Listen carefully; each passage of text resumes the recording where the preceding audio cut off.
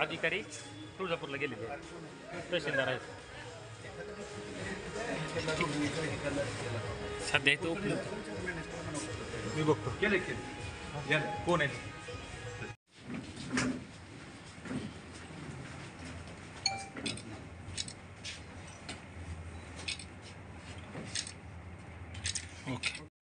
मी सुनील काळे आदिवासी पारधी महासंघाचा प्रदेश अध्यक्ष या नात्याने धाराशिवमध्ये राहतो आणि आदिवासी पारधी महासंघातर्फे संपूर्ण 32 जिल्ह्यामध्ये महाराष्ट्रामध्ये बोगस जे आदिवासी आहेत त्यांना हटाव आणि काही घुसखोरी करू पाहतायत आदिवासी जमातीमध्ये, तर काही जातींना ते रोखण्यासाठी निवेदन आपण दिलेलं आहे सन्माननीय आपले जिल्हाधिकारी महोदयांना.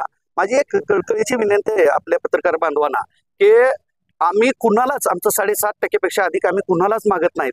प्रत्येक जात आमच्यामध्ये घुसू पाहते, त्या जातीचं आणि ह्यांचं नाव घेणं योग्य वाटत नाही मला. परंतु प्रशासनानं खरोखरच म्हणजे आमची बाजू 45 जातीचं दुबळी आहे, 7.5% आम्हाला आरक्षण आहे. महामानव डॉक्टर बाबासाहेब आंबेडकरांनी जे दिलेलं आहे ते टिकवून ठेवण्यासाठी आम्ही रात दिवस एक करू, परंतु हे आमचं आरक्षण कुणालाही देता कामा नाही, आमच्यामध्ये कुणाला घुसू देणार नाही. आता स्पष्ट सांगायचं बोललं तर आता हल्लीमध्ये तुम्हालाही माहित आहे बंजारा समाज घुसू पाहतोय. तो राजस्थानमधून आला किंवा अजून कुठून आला, त्याच्या वावड्या वेगळ्या आहेत. ते गॅजेट आहे हैदराबादचं वगैरे असं म्हणतायत, परंतु 7.5%च्या माध्यमातून आम्ही 100% म्हणजे ठाम राहणार. आमचे बी 25 आमदार आहेत, आमचे बी मंत्री महोदय आहेत, त्यांनी बी आमची बाजू लावून धरण्याचं परवाच मिटिंग झाली. जवळपास 14 ते 15 आमदारांसोबत मिटिंग झाली आणि त्या मिटिंगमध्ये असं ठरलं की कुठल्याही हालतीमध्ये आपण कुणालाही घुसू देणार नाही. आज काय केलं?